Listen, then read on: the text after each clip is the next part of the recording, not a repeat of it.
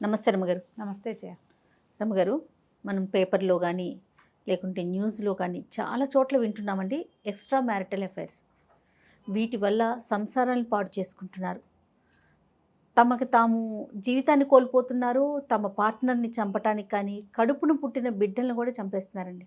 పేపర్లో కూడా చూస్తూ ఉన్నాము అసలు. కానీ ఇలాంటి దరిద్రమైన విషయాల గురించి మాట్లాడుకోవాల్సిన పరిస్థితి కూడా వస్తుంది చూడండి. అవి ఎలాంటి పరిణామాలకు దారితీస్తాయని ముందుగానే ఎక్స్పెక్ట్ చేయకపోవటమా, లేకపోతే ఏదైనా పర్వాలేదు నేను హ్యాపీగా ఉండాలి అనే కాన్సెప్ట్ రావటమా అంటారండి? రెండు జయ, రెండు రేపేమవుతుందో అన్న ఊహ అసలు చెయ్యరు. సిగ్గుపోతుందనో, మొహమాటం పోతుందనో, లేకపోతే నలుగురిలో చిన్నపోతామనో, పరువు పోతుందనో అన్న ఊహ చేయటల్లా. ఇవి వాళ్ళ కొత్త కాదు జయ. నా జీవితం నా ఇష్టం, నేను నా ఇష్టం అంతే. ఇప్పుడు నా జీవితం అంటే ఇంకా 5-6 ఉంటారు మన జీవితంలో, కనీసం అది కూడా లేదు. నేనుకి ఏది లేదు, నేను తప్ప నేనే ఇంకా అంతే. అలాగే అనిపిస్తుంది. నువ్వు పేపర్ చూడు, ప్రతిరోజు పేపర్లో అక్రమ సంబంధానికి అడ్డొస్తున్నాడు, పిల్లని చంపేశారు, లేదా సెకండ్ మ్యారేజ్ చేసుకుంటే మొదటి ఆ పిల్లల్ని వీళ్ళే చంపేశారు, అలాంటివి. భర్తను అడ్డు తొలగించుకోవటము సినిమాటిక్గా కూడా. అవునండి. భార్యల్ని అడ్డు తొలగించుకునేవాళ్ళు, దానికి సహాయం చేసేవాళ్ళు. అరే ఏంట్రా నువ్వు చేసే పని అని అనరు ఫ్రెండ్స్ కూడా. నువ్వు చేసేదే చేయకూడని పని, దీనికి మళ్ళీ ఈ రెండో పని చేయటం ఏమిటి? చేసేది ఒక తప్పుడు పని అయితే దానికి తోడు హత్యలు కూడా చేస్తామంటే దానికి సుపారీలు ఇచ్చి డబ్బు అవసరాలు కనపడతాయి కదా ఇట్లాంటివి. అసలు మనుషులు ఎలా అయ్యామంటే మనం ఎంత సెల్ఫిష్గా అయిపోయామో జయ. అవునండి. పూర్తిగా పశువుల్లాగా అవడానికి దగ్గరలో ఇంకా కొంచెం చిన్న ఇది ఉందన్నమాట, గ్యాప్ అంతే. పెళ్ళిళ్ళు చేసుకున్నట్టు ఇప్పుడు ఏదో ఎవరో కాదు, లవ్ మ్యారేజెస్ చేసుకున్న వాళ్ళు కూడా ఎక్స్ట్రా మ్యారిటల్ అఫైర్స్లోకి దిగుతున్నారు. అసలు నాకేం కావాలి అనే ప్రశ్నే ఉండదు వాళ్ళకి. వాళ్ళు అప్పుడు ఏది కావాలనిపిస్తే అది చేసేయటం. విచ్చలవిడితనము అంటే ఈజీగా అవతల వాళ్ళని అప్రోచ్ ఎందుకు దొరికేటువంటి రకరకాల దారులు. మనం ఏం చెప్పుకుంటాం జయ, భలే బిజీ, మనకు చాలా బిజీగా ఉంటున్నాం, మనం చాలా స్ట్రెస్ ఉంటుంది. ఇంత స్ట్రెస్ ఇంత బిజీలో ఉన్న పార్ట్నర్కే ఏ న్యాయము చేయలేని దుస్థితిలో ఉండి ఎక్స్ట్రా మ్యారిటల్ అఫైర్స్కి మాత్రం బాగా వెళ్తారు. అది థ్రిల్ ఇస్తుంది జయ, థ్రిల్లింగ్గా ఉంటుంది. జనాలకి కిక్ కావాలి ఎప్పుడు, దానివల్ల వచ్చేవి అనవసరం. అప్పుడు ఆలోచన రాదు కదా జయ, అప్పుడు ఆలోచన రాదు. ఇప్పుడు మనకి ఎట్లా చూడు, ఏదైనా ఒక వస్తువు రుచికరమైంది, పకోడీలు కనపడంగానే తినాలనిపిస్తుంది. దానివల్ల ఏమేమి రావచ్చో మనకు తెలుసు కదా, అందరికీ తెలుసు. ఇప్పుడు మానేస్తాము మనం, కొంతమంది మానేస్తారు, కొంతమంది కంట్రోల్గా ఉంటారు. పర్యవసానాలు ఆలోచించుకుని ఇది మనకు సూట్ కాదు, దీంతో ఇబ్బంది వస్తుంది, యాసిడిటీ వస్తుంది, వాడు ఏ నూనె వాడాడో, ఆ పిండి రోడ్డు మీద పిండి ఎంత దుమ్ము పడిందో, వాడి చేతులు శుభ్రంగా ఉన్నాయో లేదో, క్లెన్లీనెస్ లేదు, హైజీన్ లేదు, జర్మ్స్ వస్తాయి. తర్వాత అందులో వేసే పచ్చడితో ఎంబీబీఎస్సిస్ వస్తుంది. ఇలాంటివన్నీ ఆలోచిస్తున్నాయి చెప్తా కదా లిస్ట్, నీకు లిస్ట్ మొత్తం ఆలోచించుకుని మానేస్తాడు ఒకడు. టెంప్టేషన్ ప్రతివాడికి వస్తుంది. టెంప్ట్ అయిన వాడే టెంప్ట్ అయినట్టు కాదు, టెంప్ట్ కాని వాడికి కూడా టెంప్టేషన్ ఉంటుంది, కానీ వాడు అవడు, కంట్రోల్లో ఉంటారు, వాడు ఆగుతాడు. ఈ టెంప్ట్ అయ్యేవాడు ఒకడు ఉంటాడు, ఇక వాడు దిగుతాడు. ఇందులో మళ్ళీ టెంప్టేషన్లో కూడా కొన్ని రకాలు ఉంటాయి. వీడు ఏమైనా అయిపోని అని దూకేవాళ్ళు కొంతమంది ఉంటారు. వాళ్ళు ఇట్లా బజార్లకి, పేపర్లకి, టీవీలకి ఎక్కుతారు. ఏమైపోయినా సరే. నిజానికి ఆ ఎక్స్ట్రా మ్యారిటల్ అఫైర్స్లో అవతల వాళ్ళు పార్ట్నర్ కాకుండా, తమ సొంత పార్ట్నర్ కాకుండా, వాళ్ళేమీ భూలోక రంబలు కాదు, కానీ వీళ్ళకి ఎక్సైట్మెంట్నో థ్రిల్నో కలిగించే ఒక లక్షణం ఏదో ఉంది వాళ్ళ దగ్గర, అంతే. మగవాళ్ళు అంతే, మొగుళ్ళ కంటే అవతల వాళ్ళు ఎవరో అద్భుతమైన వాళ్ళు అవ్వడానికి ఏం పెద్ద అవకాశం ఉండదు. ఎవడైనా ఒకటేనమ్మా, ఒక అలవాటు అయిపోతే అందరితోటి మొనాటనీ వస్తుంది. ఇప్పుడు ఈ ప్రాబ్లమ్స్ అన్నీ ఏంటంటే ఒకళ్ళతో ఒకళ్ళకి పడక కొన్ని చోట్ల ఎక్స్ట్రా ఎఫైర్స్ వస్తాయి. అవును, పడినా మొనాటనస్గా ఉండి జీవితం ఆసక్తికరంగా లేక వస్తాయి. థ్రిల్ని కోరుకునేవాళ్ళు. ఇంకొంతమంది ఏంటంటే ఒకదానికే కట్టుబడి ఉండాలన్న మనస్తత్వం లేని వాళ్ళు, తుమ్మిదల్లాగా అన్నిటి మీద వాలి అన్ని రసాలు రుచి చూడాల్సిందేననే ధోరణి ఉన్నవాళ్ళు. వీళ్ళందరితోటి ఏంటంటే సమాజం సర్వనాశనం అయిపోతుంది. వాళ్ళ జీవితంతో పాటుగా వాళ్ళ విలువ మర్యాద నీకు బయటపడనన్నాళ్ళు నువ్వు ఏడుపైనా ఏడుస్తావు. వన్స్ బయటకు వచ్చేసారు కల్లా మీ పిల్లల్లో లేదా వాళ్ళ కజిన్స్ పిల్లల్లో కొంతమంది ఆయన చేయలే, మేము చేస్తే తప్ప అని దిగుతాయి కొంది. అవును. మనుషుల మీదే నమ్మకాన్ని పోగొట్టుకుంటాయి ఇంకొన్ని. పెళ్ళొద్దని. పెళ్ళొద్దనుకుంటారు. అవును. పెళ్లి చేసుకుంటే వాళ్ళు కూడా ఇలాంటివే చేస్తారండి. అని ఒకళ్ళకి కట్టుబడి ఉండటం అనేది నిజానికి అంత అవసరమా కాదా అనేది ఆలోచించేవాళ్ళు ఇంకొంతమంది. ఎందుకు పెళ్ళి హాయిగా ఉంటాం, అందుకని ఇంకొంతమంది ఏంటంటే కలిసి ఉంటాం, పెళ్లి చేసుకోం. పెళ్ళి అంటే బాధ్యత, పెళ్ళి అంటే బరువు, పెళ్ళి అంటే అది. కలిసి ఉంటే మాత్రం ఒడంబడికగా ఉండాలిగా ఒకళ్ళకొకళ్ళు. అవును. చాలా రోజుల క్రితం మన మాలతి చంద్రు గారిది ఆలోచించని ఒక నావెల్ ఉంది. భార్యాభర్త ఇద్దరు వీళ్ళు కొన్ని ప్రత్యేక పరిస్థితుల్లో అలా కలుసుకుంటారు. వాళ్ళ ఇంటికి వస్తాడు అతను ఏదో సందర్భంలో. క్రమంగా వాళ్ళిద్దరి మధ్య బంధం బలపడుతుంది, పెళ్లి చేసుకుంటారు. మా నాన్న ఒప్పుకునే పెళ్లి చేసుకున్నాక అతను కొంచెం సంపాదన మీద ఆసక్తి పెరుగుతుంది, బాగా వ్యాపారం చేస్తాడు. ఈవిడ పిల్లల్ని చూసుకుంటుంది, ఇద్దరు పిల్లలు. పిల్ల పెళ్ళి కూడా అయిపోతుంది. ఆ సమయానికి ఇతనికి ఆఫీస్లో ఉండే పర్సనల్ అసిస్టెంట్ తోటి సంబంధం ఏర్పడుతుంది. పెద్దవాళ్ళు వీళ్ళు, యంగ్స్టర్స్ అని చెప్పట్లేదు, నడి వయసు వచ్చాకే. ఆ అమ్మాయి కాస్త ప్రెగ్నెంట్ అవుతుంది. అప్పుడు ఈవిడికి తెలుస్తుంది, ఏం చేయాలో తెలియదు. భర్తను వదిలిపెట్టి వెళ్ళిపోతుంది, ఉండనని. అతను ఏజ్ పెరిగాక ఏదో ఒక రిలాక్సేషన్ దీనికోసమని ఆ అమ్మాయితోటి సంబంధం మెయింటైన్ చేశాడు తప్ప పంచప్రాణాలు పెళ్ళామంటే అతనికి. భార్య అంటే పంచప్రాణాలు ఉన్న వాళ్ళు కూడా ఖచ్చితంగా ఇలాంటివి చేస్తారు. నా మనసులో మాట ఎంత కరెక్ట్గా చెప్పారు. చేస్తారు. అదే పంచ ప్రాణాలు అయి ఉండి ఎట్లా అఫైర్ పెట్టుకుంటారండి? ఇదేం పెద్ద విషయం కాదనిపిస్తుంది జయ. అప్పుడు అది తప్పు కాదనిపిస్తుందా? అది పెద్ద విషయమే కాదు. నేను తనకేం అన్యాయం చేయట్లా అని వాళ్ళు మోసపుచ్చుకుంటారు. నేను తనకేం అన్యాయం చేయట్లా, ఆస్తంతా తన పేరు మీదే ఉంది, ఇల్లంతా తన పేరు మీద, ఇల్లంతా తన పెత్తనంలోనే నడుస్తుంది. నేను చేసేది పెద్ద తప్పే కాదు. వాళ్ళు చాలామంది చేయట్లా ఇవాళ రేపు అలా అనుకుంటారు. అలాగా తామని తాము నమ్మించుకుంటారు. తను నాకు కట్టుబడి ఉంది, నేను కూడా అలానే ఉండాలి అనే ఇంగితం మాత్రం ఉండదు. ప్రతి వాళ్ళు నా భర్తో నా భార్యో ఇదే చేస్తే నాకు ఎలా ఉంటుంది అన్న క్వశ్చను అసలు రానే రాదు. ఈవిడ ఇంట్లో నుంచి వెళ్ళిపోయాక ఒక ఆశ్రమానికి ఎక్కడికో వెళ్తుంది. అక్కడ బోధలతోటి మెల్లిగా సర్దుకుంటుంది. సర్దుకుని ఈ అమ్మాయిని తెచ్చి తన దగ్గరే పెట్టుకుంటుంది. ఆ అమ్మాయితోటి ఆయనకి మానసికమైన సంబంధం లేదు, మానసికంగా ఆ అమ్మాయితోటి డిపెండెన్సీ లేదు. అయ్యో పాప అనిపిస్తుంది తప్ప. ఈవిడే ఆ అమ్మాయిని చూస్తుంది. డెలివరీ అయిపోతుంది. ఆ డెలివరీ ఆ పిల్లవాడు బతకడో ఏదో హాస్పిటలైజ్ అయ్యి చాలా ఇబ్బందికరమైన పరిస్థితి వస్తుంది. కూతురు కొడుకు ఎందుకమ్మా దాన్ని తెచ్చి ఇంట్లో పెట్టుకున్నా ఉంటారు. మరి మీ మామగారు దగ్గరుండి పెళ్లి చేశాడు, వీళ్ళిద్దరికీ తాళి కూడా కట్టించాడు, అప్పుడు అడగలేదు, అప్పుడు పోలేదు ఆ పరువు, ఇప్పుడు పోతుంది ఆ పరువు పోతుంది, అందరు నవ్వుకుంటున్నారు, అలా మాట్లాడతారు. ఆలోచించు. పుస్తకం కనుక దొరికితే చదవండి నిదానంగా. మనకి ఇలాంటి బాంధవ్యాలు మన ఇంట్లో వాళ్ళకి ఉన్నా, మనకే ఉన్నా, మనమే పెట్టుకోవాలనిపించిన ఇలాంటి కథలు ఏమైనా చదివితే కొంచెం ఆలోచన మారుతుంది.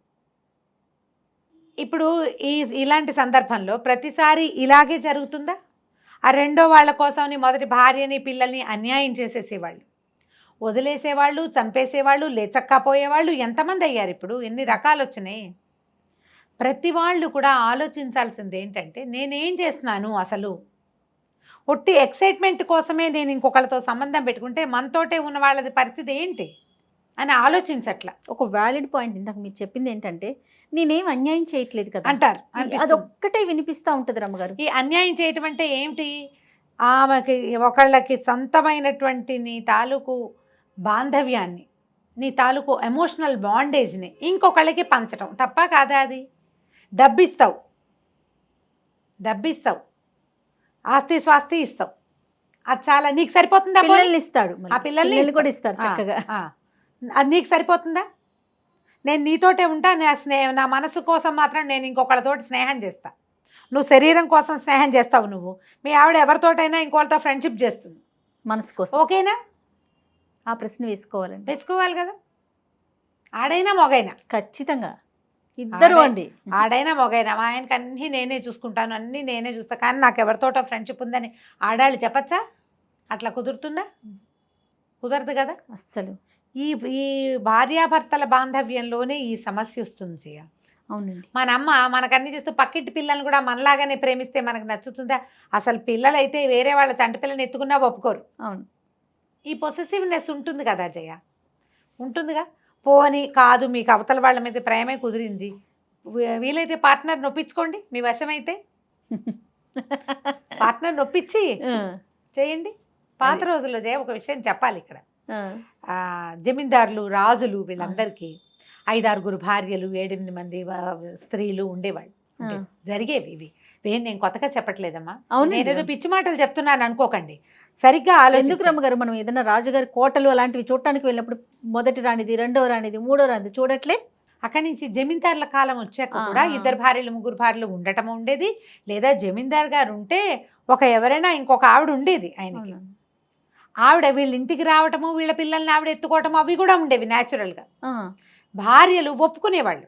ఎట్లా, మేము ఇంట్లో పడి ఉంటాము, ఆయన 10 రకాల వ్యవహారాలు చేస్తాడు, ఆయనకి ప్రెషర్స్ చాలా ఎక్కువ, ఆయన రిలాక్స్ అవ్వటానికి ఈ సాధనాన్ని ఆయన తీసుకుంటే మాకు ఓకే అని ఆడవాళ్ళు ఒప్పుకునేవాళ్ళు. ఇది ఎప్పటి కాలము?